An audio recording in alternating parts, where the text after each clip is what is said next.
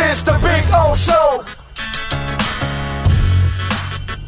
This is the Big O Show. Those guys were over at Dolphins camp yesterday, which again, it's just it's funny to me the way all of this, a couple weeks ago when he has a good camp and people are overreacting, and to me, if you watch the show, I didn't overreact on any of that. All I said is you can't get on the bandwagon. That's all I'm saying, right? And then, this week already, you've had your down days, your up days, and it's like, you got to stop already with this, dude. None of this means anything. They're all just mental reps. It's a brand new offense that they're putting in.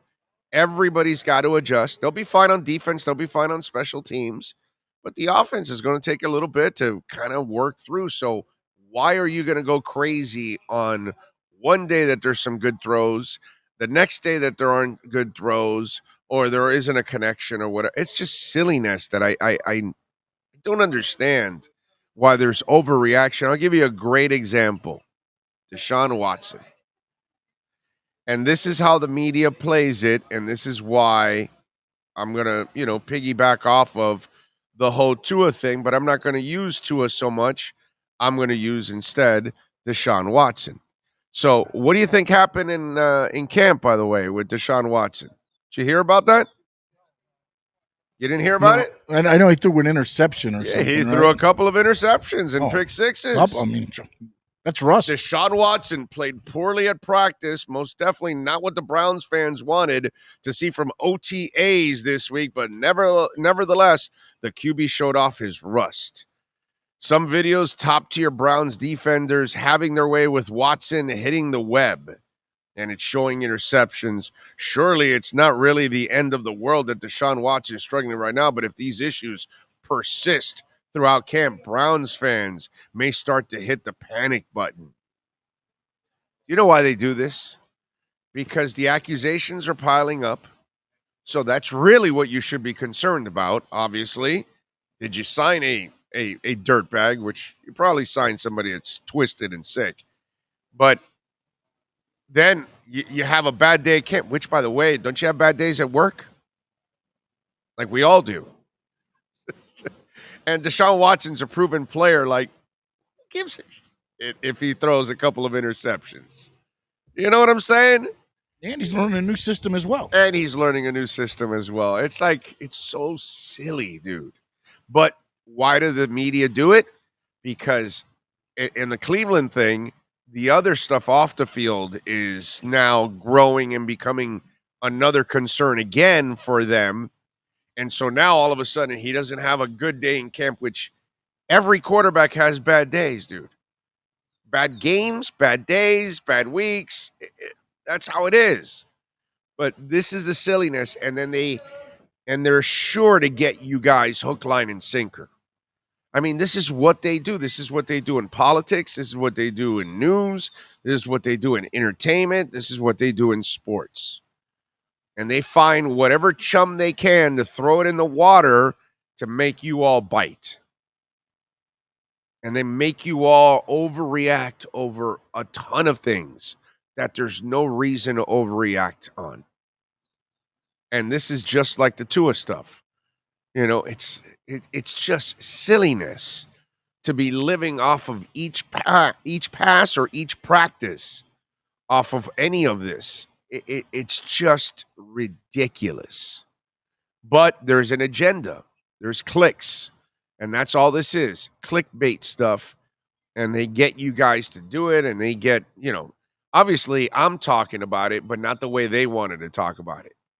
Because I'm sure they've got a couple of people on radio stations in Cleveland that they're panicking or talking about his struggles and this and that. Oh, is it bothering him, the off the field stuff on the field? Is this something that's going to linger? Is this? It's just a whole bunch of crap. Is what it is. But this is the world we live in. And so that's why I would tell you the same thing with what I'm watching, the silliness that they're writing there in Cleveland, just like here, when you overreact on one practice, one play, 1 week, another week. And just relax. Take it easy. None of this stuff counts till September. Everything till then is all practice and preparation. You prepare for that play on Broadway, and your dance moves aren't going to be good, and you're going to make all kinds of mistakes until that night where you've got to get it right. So you've got plenty of time to make mistakes. And if you're acting in that play, well, then you've got plenty of times to remember the lines and get them right with the right inflection, with the right delivery, with the right emotion behind it, all of those things. But you're not going to be perfect the first couple times until you get to that day that you hope you are when the curtain falls. So this is the same thing. Just stop living and overreacting, good or bad, on silliness, dude. Yes, sir. Nizzle's in Cleveland. He is. Yeah, he's in the chat, and he's saying they are talking to Sean Watson. See? And they are overreacting. And there you go. Hook, line, and sinker. And they expect him suspended 6 to 8 weeks. Yeah. Hook, line, and sinker. That's it. Let's write something controversial. Let's write something that will get people, uneasy and get them talking. The guy's played the game, bro. Did you watch him in Clemson? Did you watch him? And he's fine. He'll be fine. His issues are off the field, not on the field. He'll be fine. I wouldn't worry about Deshaun Watson, the quarterback. I would worry about Deshaun Watson, the person. That's what I would be worried about. But, and the same thing goes with Tua. Saw him in Alabama. He'll be fine. The kid will be fine. The kid, again, one of the least sacked quarterbacks in the NFL with the worst line. With the worst line and the worst pass block rate in the NFL. And he was one of the least sacked quarterbacks. I ain't worried about Tua whatsoever. Zero concerns about Tua. But again, I'll allow you all to have some fun. I'll allow the media to go out and overreact the first 2 years like they have already, and fans to overreact and make these declarations about the kid. It's fine. I'll remember it all. And when he balls and when he plays well, and I'm going to remember all the people that said all that, I'm going to say, no. You didn't think he could play. You thought it was a wrong pick. You overreacted. So continue the overreaction, ladies and gentlemen. Just ride the wave. Be the suckers that you are. Fall for all the crap that the media pulls because they want to bait you every time. And you get baited all the time. And that's because some of the media also gets baited because some of the media doesn't know either. So, what can I tell you? It's a lot like crypto, right? I tell you guys a lot of times, be careful. The people that are writing about it don't really know about it because they're not really invested in it. They don't really understand it. They're just listening to their editors who are saying, hey, crypto's huge.